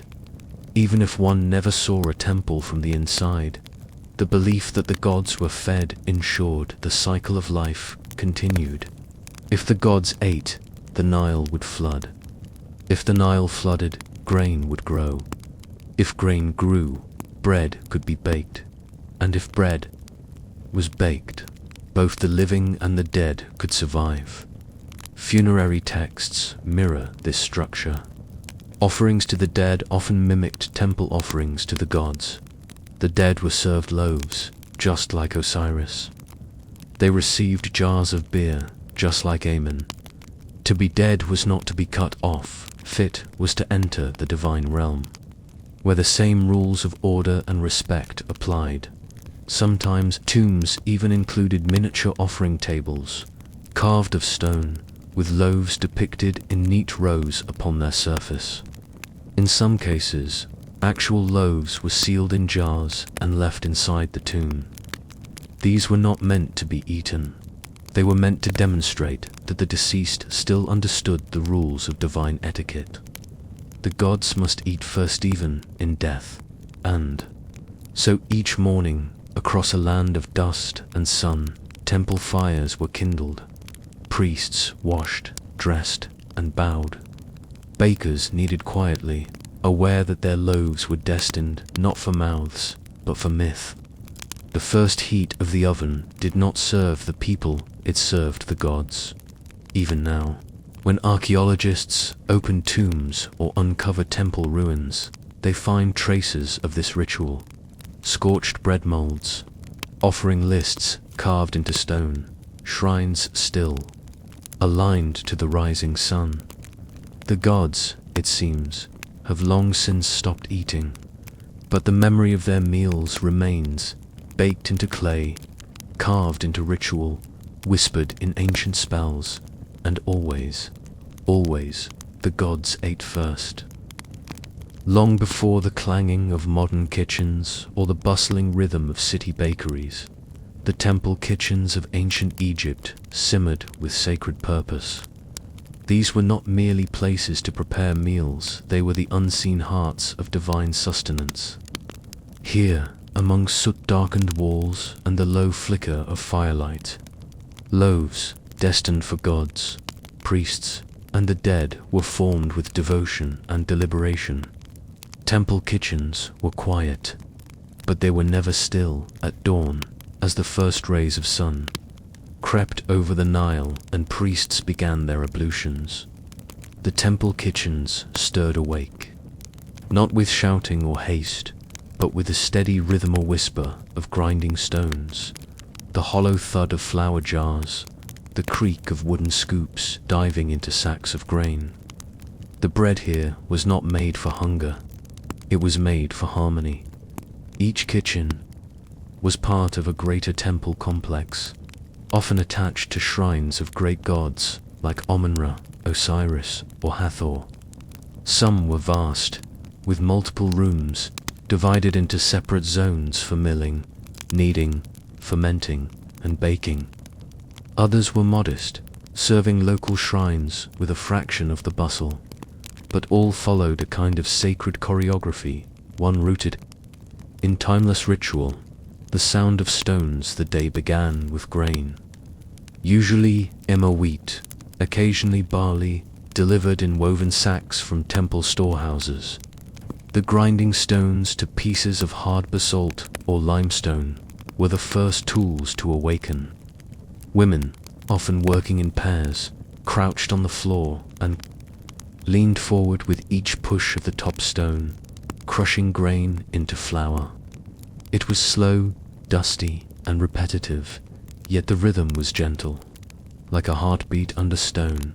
Flour was then sifted through linen cloths to remove the coarsest chaff. Nothing was wasted. Even the siftings might be used for less sacred loaves or fed to animals kept in temple precincts. Water and waiting the flour was mixed with Nile water, often fetched at dawn to ensure freshness, and sometimes with a bit of sourdough starter passed down from previous batches. This fermenting dough was not just a practical leavener in temple kitchens, it was alive in more ways than one. Some believed the bubbling mass contained the breath of life, the sacred transformation of grain into offering. Once the dough was mixed, it was placed in shallow clay bowls or folded linen cloths and left to rise.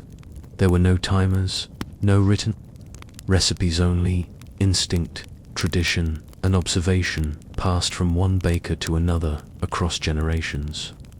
A dough to warm could ferment too quickly, too cold, and the offering might not rise at all. Bakers had to understand the moods of the flour, the warmth of the morning air, and the shape of the sun through the courtyard, shaping the sacred when dough was ready. It was divided and shaped according to purpose. Temple loaves came in a range of sacred forms, conical, round, crescent-shaped, even elaborate spiral designs. Each shape meant something. Some were linked to gods, others symbolized the rising sun, the arc of the heavens, or the eternal cycle of rebirth. There was, for instance, the hedge loaf, cone-shaped and plain, often stacked in threes on offering tables. Then there were small, round loaves that bore imprints of fish, birds, or plants, symbols carved with wooden stamps or hand tools before baking. It was not just about beauty. These shapes encoded meaning. A fish imprint loaf might evoke the fertility of the Nile. A spiral could hint at the journey of the soul through the duat, the underworld. Even the placement of loaves on trays was part of the ritual choreography. Every tray, every shape, every market was all for the gods. The clay mouths of fire temple kitchens used various baking methods, from open hearths to tall cylindrical ovens made of sun-dried clay. Some ovens were simple, dug into the earth and heated with dry reeds or dung. Others stood as upright conical towers, glowing hot from within like sleepy volcanoes. Loaves were slapped onto the inner walls of these ovens, sticking for a few minutes before being peeled away with flat wooden paddles. Others were placed in flat clay molds and buried in hot ash or stacked around embers. Timing was everything. Too long and a sacred offering could burn. Too short and the crumb would be wrong insult to the gods. While fires burned and bread rose, bakers rarely spoke. Silence was part of the sanctity. This was not a market bakery. It was a holy chamber. The loaves were not for sale. They were destined for divine mouths. Bread for the statues. By mid-morning, the first loaves were complete. They were placed on wide reed trays or stacked in linen-lined baskets. Some were carried in procession to the inner sanctums of the temple, where priests conducted daily rituals. Bread was set before statues of gods, along with fresh vegetables, beer, fruit, and incense. The statues themselves never moved, never tasted, but symbolically, they consumed the essence of the offerings. What remained was later redistributed. To the temple staff, no part of the offering went to waste. Bakers never ate the first loaves. These belonged to the gods. Only after the divine essence had been symbolically absorbed could the leftovers scored. Reversion offerings be consumed by priests or staff. Even then, care was taken. It was food touched by gods. The hierarchy of the hearth temple kitchens were not democratic. Roles were clearly defined. Senior bakers oversaw proportions and timing. Junior assistants fetched water, ground flour, and swept ash from the ovens. Some temples employed women exclusively for baking. Others included men, especially for larger complexes. Certain bakers were also minor priests, trained in ritual purity and permitted to handle offerings directly. Their names rarely appear in great monuments. They were not pharaohs or viziers. but in the records etched onto temple walls or scribbled in administrative papyri, their roles appear again and again. The one who oversees the bread of the morning offering, the woman of the sacred. Oven their work fed gods, their loaves upheld cosmic order. Sweat, smoke, and stillness. By late afternoon, the last loaves were pulled from ovens. The smell of ash and warm bread lingered in the air like incense. Fire was banked, floors swept clean with palm brushes, and tools washed and set aside. Another day's offerings had been completed. There were no crowds to cheer, no applause, just the quiet knowledge that bread had once again crossed the veil from earth to heaven, from mortal hands to divine presence, and in the twilight quiet of the kitchen, one might hear the last embers crackle, like ancient voices whispering. In the dark, the gods had eaten, the world remained in balance, and tomorrow it would begin again. Under the muted glow of the desert sun, preservation was a quiet art. In ancient Egypt, where the dry sands held the power to suspend time, the act of keeping bread intact long after it had cooled was a task both practical and spiritual. Bread, for the dead, was not made to be eaten by the living. It was created to last, to linger in the silence of a tomb for eternity, nestled among amulets and incense. The art of preserving a loaf was, in many ways, a form of communication with time itself. The loaves placed in tombs could not afford to crumble, mold, or rot. They had to outlast dynasties, priests, and even languages. This was not ordinary food, but an offering meant to endure through millennia. Every technique used to make it was a negotiation between nature and ritual, between wheat and air, between heat and immortality. Much of the preservation began with the grain itself. Immer, wheat, and barley, the staple cereals of Egypt, were harvested and stored with care. The grains were dried thoroughly in the sun before grinding. This was not merely agricultural wisdom, it was also spiritual insurance. Damp grain led to mold, and mold signified failure, not just a spoiled loaf, but a broken promise to the deceased. For this reason, the process of drying was sacred.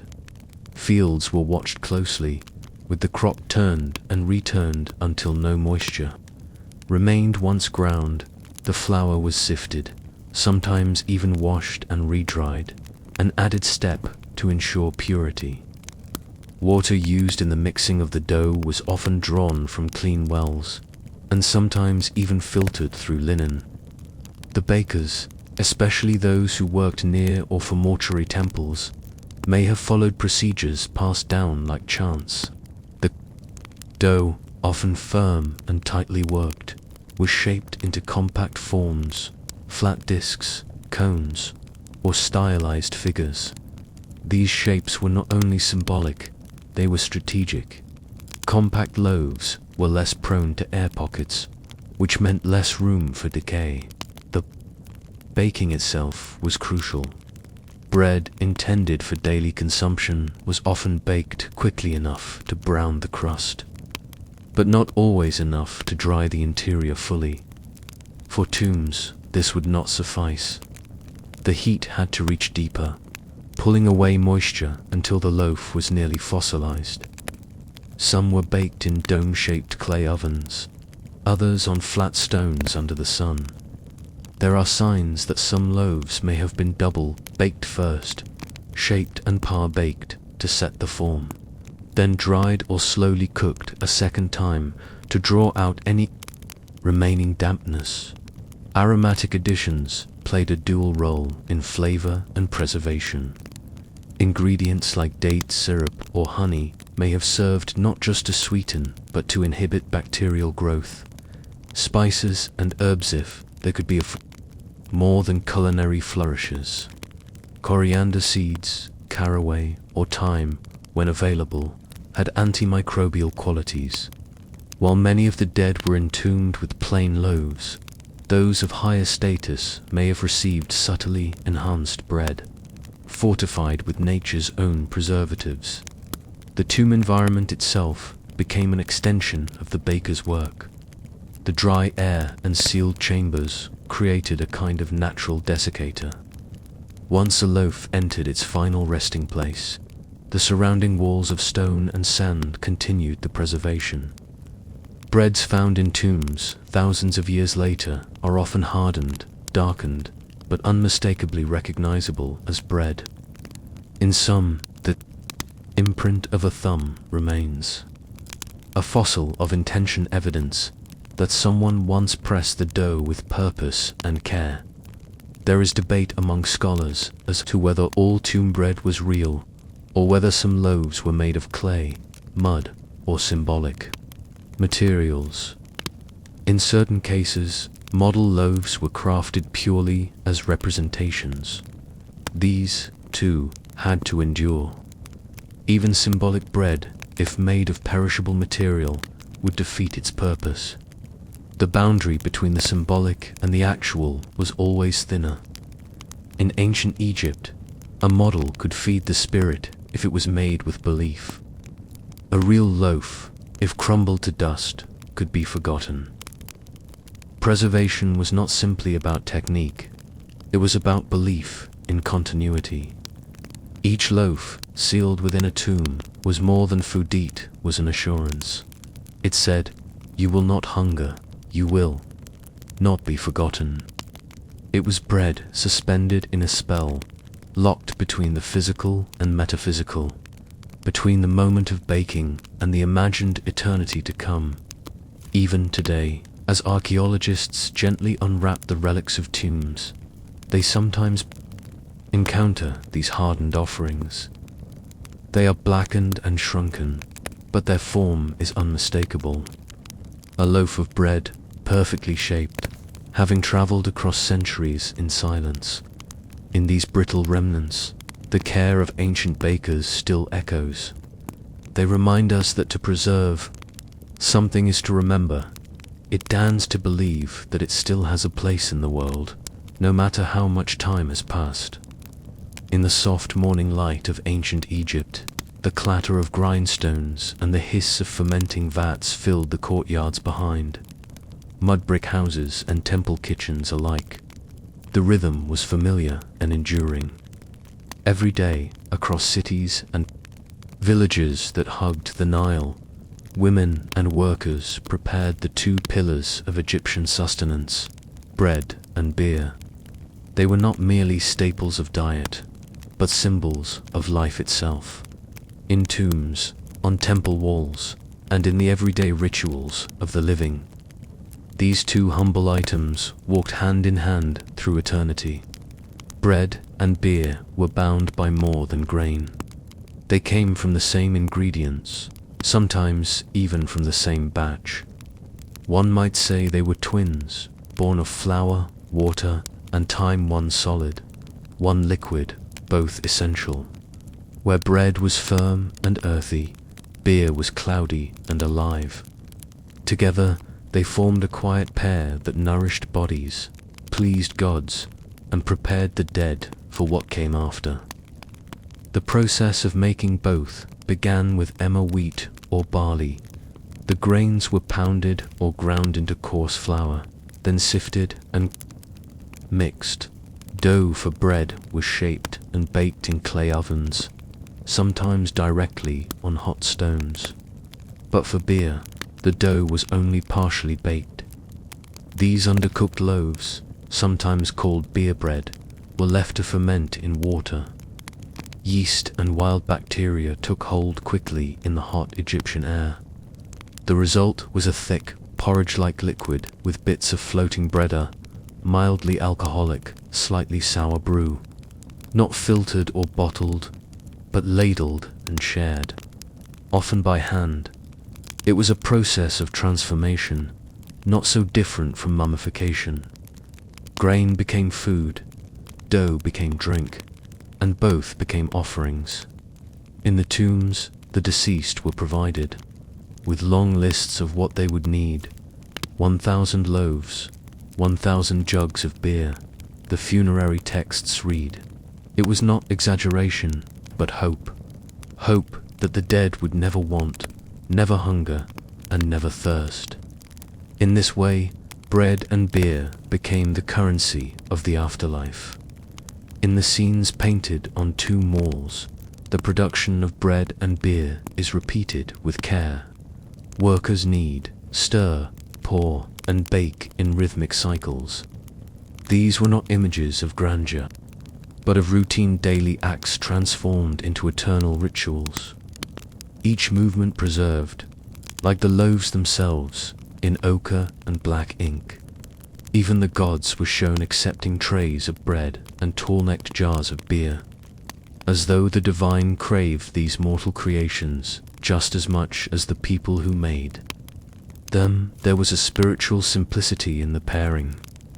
Bread nourished the body, beer soothed the spirit. One gave strength, the other comfort. In life, they were consumed together at every meal, from the table of the poor to the feasts of kings. In death, they remained side by side in tomb offerings, modeled in miniature or listed in spells, their forms etched into eternity.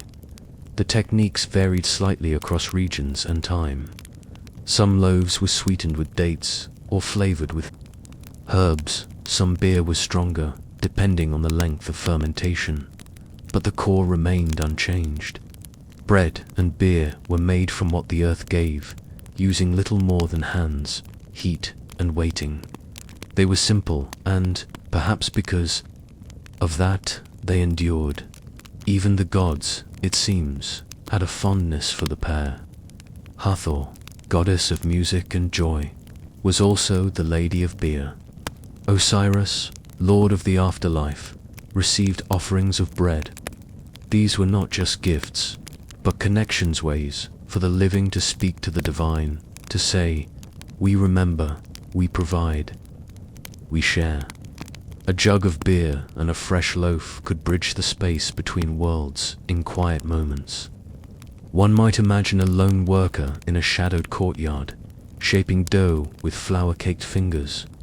The heat of the oven, the sour scent of fermenting mash, the feel of warm bread on a woven tray. These were acts of devotion as much as labor.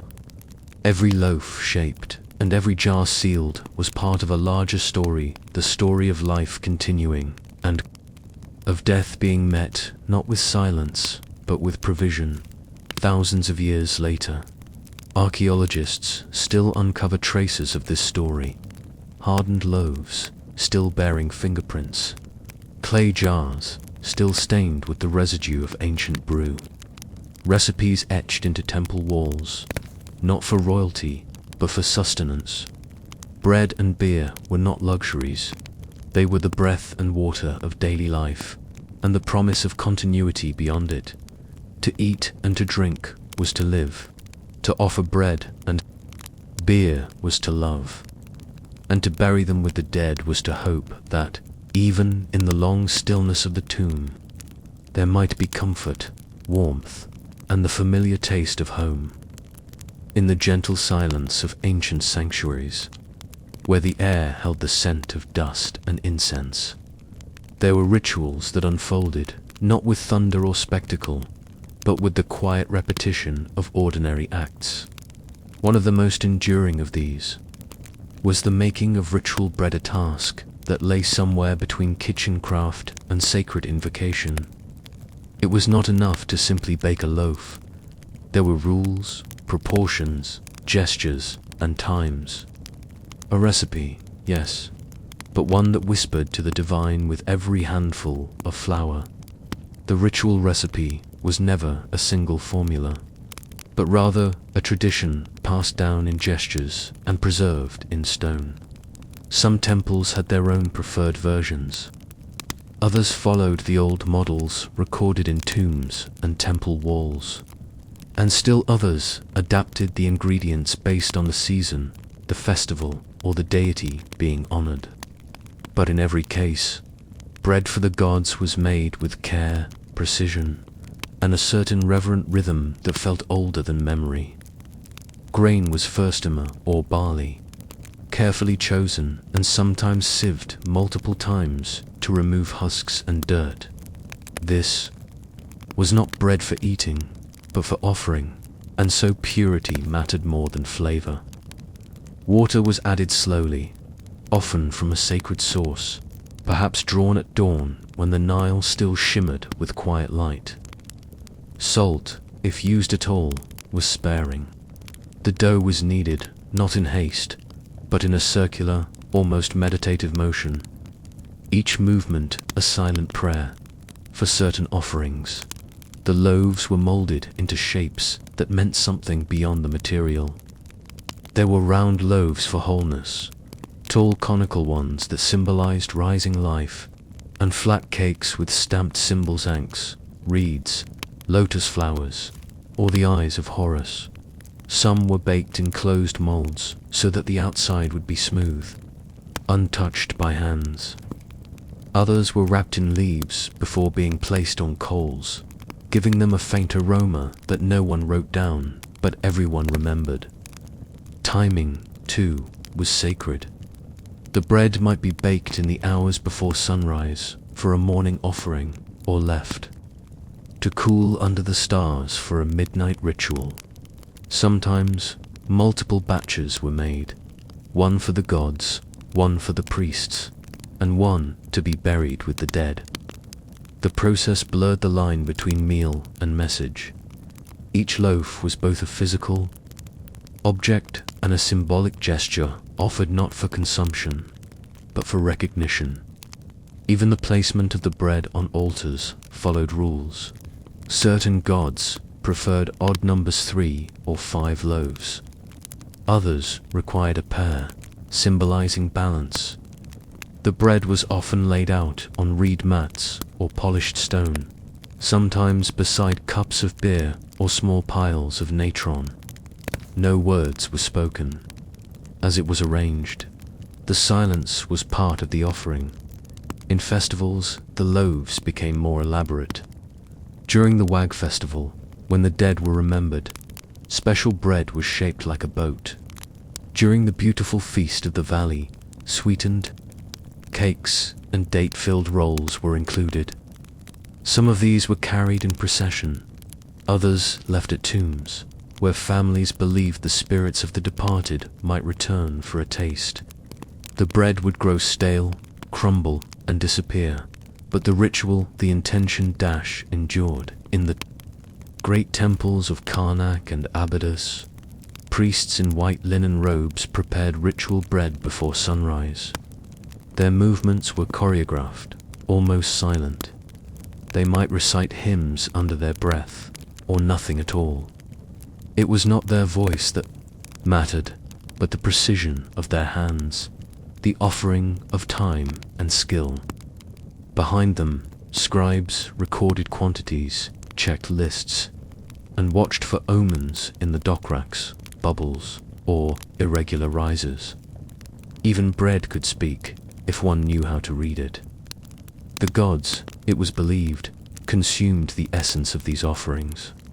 Not the crust, not the crumb, but the kata spiritual imprint, invisible but real. After the ritual, the bread was sometimes redistributed to temple workers or given to the poor. In this way, the sacred fed the hungry, a quiet redistribution of the divine into the lives of the ordinary. Some modern archaeologists have attempted to recreate these ancient breads. They follow the measurements carved on stone, the outlines of molds found in tombs. They grind immer wheat, knead without yeast, bake in open fires, and what they discover is not a flavor, but a feeling, a connection, that in shaping bread with care, in following a ritual with patience, one steps quietly into the footsteps of those who lived before, who believed that the simplest offering could hold the greatest meaning. So the ritual recipe was never just about ingredients. It was about presence, about giving time, intention, and stillness to something made by hand, and in doing so, offering not just a loaf, but a moment preserved like grain sealed in a jar, waiting to nourish even in the dark. Beneath the sands of Egypt, in tombs long sealed in chambers long forgotten, there are still crumbs. Not crumbs in the modern sense, no fresh flakes of bread waiting to be brushed away, but fragments, impressions, the ghostly remains of something. Once ordinary, a hardened crust, a fleck of carbonized grain, a faint outline pressed into the floor of a burial shaft. Crumbs in the dust, telling stories no voice remembers. Archaeologists do not always find golden treasure or ornate sarcophagi. Sometimes they find a loaf, blackened and collapsed with time, tucked beside a painted coffin. Sometimes it's not even that, just the imprint of a basket, the hollow of a mold, or a grain or two fused into the corner of an offering plate. These traces are not dramatic, they don't make headlines, but they are cluesy mute, dusty witnesses to how people once fed their dead in the Old Kingdom tombs at Saqqara. The tomb chapels of bakers and brewers often include detailed reliefs, rows of workers grinding grain, lighting fires, shaping dough. The scenes are precise but quiet. They show no battles, no triumphs only, repetition, effort, patience. In some chambers, archaeologists have found actual bread buried beneath the floor. The loaves are dense, circular, almost stone-like, not meant to be eaten anymore, if they ever were, but placed there with meaning, sometimes in untouched burial. Caches, a sealed jar is opened, and inside is nothing but a fine layer of brown dust. And yet, chemical analysis reveals it once held flour, or beer residue, or the remnants of a ritual cake meant for a journey beyond death. The desert, in its dryness, has kept these crumbs suspended in time. A meal never consumed, still waiting. In tombs of nobles and priests, the offerings were more elaborate. Wooden trays were arranged with painted bread, model loaves carved from limestone, and little jars of now evaporated beer. These models were not intended for actual use, but symbolized abundance, to ensure that, in the afterlife, hunger would never return. Even if all that remained centuries later was dust, the idea of provision lingered, like a scent in the air long after the incense has burned away. Even in the tombs of the poor, where riches were scarce and space-limited, bread made an appearance. A small loaf pressed into a clay dish, a handful of barley, a token cake wrapped in cloth. For those who could afford little in life, a simple bread offering was still given in death. A gesture of love, or hope, or obligation, unclear now, but deeply human. And when excavators brush these away, they do so carefully, reverently, knowing they're disturbing not just earth, but memory. In the ruins of Deir el-Medina, the village of tomb workers, archaeologists found bread ovens still lined with soot, and in some remnants of half-baked loaves, as if a meal had been interrupted and never resumed. One hearth held a lump of scorched grain, fused into the stone perhaps from a day too hot, or hands too tired. These crumbs don't speak loudly, but they belong to lives lived closely with work, with ritual, with belief, and there are writings, too, in letters and lists, in temple records and household inventories, mentions of loaves counted for funerals, or portions to be placed with the dead. Papyrus scraps noting how many measures of flour were needed for the memorial meal. The numbers are small: 3 loaves, 2 cakes, 1 jar of beer. Nothing extravagant, yet someone took the time to write them down, because for them it mattered. Centuries later, A modern researcher might brush sand from a bread mold and find a fingerprint baked into its curve, a touch from someone long gone still pressed into clay. It is not a signature, but it is just as personal, the crumb of a life left behind. In this way, the story of Egyptian bread is not just found in temples or kitchens, but in the layers of dust that settled on the forgotten. It is found in the absence, the places where loaves once were, and the care taken to place them there. A kind of quiet archaeology, piecing together not empires, but meals. The dead did not rise to eat those offerings. The gods may not have tasted the essence of every crumb, but the bread was given anyway, again and again, across dynasties, across deserts, across lives. And now, as hands sift through the ruins, those old crumbs resurfaced not as food, but as proof that someone once believed feeding the dead mattered. That even when empires fell, and temples crumbled, and names were forgotten there, in the dust, a few crumbs remained. The last loaf was never meant to be remembered.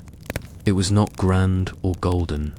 It was not baked in a palace oven or offered in a temple ceremony. It was probably shaped by hands already tired, perhaps by someone who had done the same thing every morning for decades. A small round of dough, folded quietly, patted smooth, and set beside the dead with more tenderness than ceremony. The last loaf did not carry history's weight when it was baked, but time has made it sacred. It is difficult to say when the last loaf was offered to the dead in the old Egyptian way. Not all customs end with announcements. Sometimes they fade like mist gradually, gently, without protest. A few more generations make the offerings. A few more priests recite the invocations. And then, one year, the bread is not made. The mold is not filled. The ritual is not passed on. Even as new beliefs arrived, old habits clung to the edges. Some families still left food at graves. In quiet corners, someone might still pour beer onto the earth or tuck bread into a linen bundle.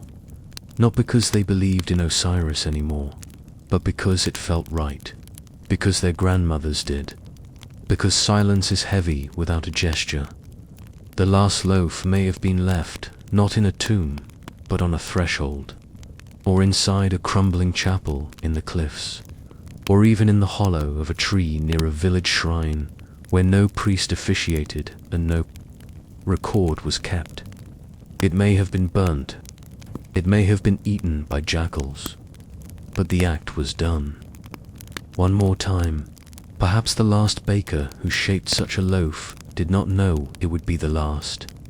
She simply reached for the flour, poured the water, lit the fire as others had done before her, the smell of the dough warming, the hiss of heat, a prayer whispered maybe, or maybe just a breath, and then a loaf, still warm, resting on a chipped plate, carried to a tomb, or laid on a stone, or left in the desert wind. There is something tender in the idea that the last loaf was not seen as an ending, just a continuation. A final step in a line of footsteps stretching back to the first. Bakers along the Nile, a line unbroken for centuries. People who never knew one another, connected not by language or law, but by the feel of dough in the palm. The belief that the dead should be fed. Even now, in museum glass, the loaves look humble. They are not golden or perfumed. They are dense, scorched, cracked by time, yet their silence is powerful. They tell of a civilization that gave its labor not just to the living, but to the dead, that imagined an afterlife so real, it needed bakeries. The last loaf might still be out there, unfound, preserved beneath rubble, or crumbled into the sand, or hiding in some forgotten storeroom. Or maybe it was the one found last month, charred and collapsed, mistaken at first for a stone. Or perhaps it has long turned to dust, and only the memory of its kind remains, carried by historians, by caretakers of the past, by those who listen closely to the silent crumbs in the end.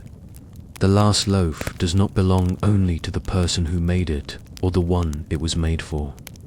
It belongs to all of them, the thousands who baked, shaped, carried, placed, and hoped. It belongs to the unknown women in shadowed kitchens, to the scribes who wrote bread counts on broken tablets, to the children who watched their fathers knead offerings before dawn. It belongs to time itself, and as the winds sweep through old ruins and desert stones, brushing over ancient ovens and faded murals, the story lingers, of bread made not to be eaten, but remembered, of the quiet duty to care for the dead, of hands that shaped loaves with purpose, one loaf at a time, until the very last. Asterisk.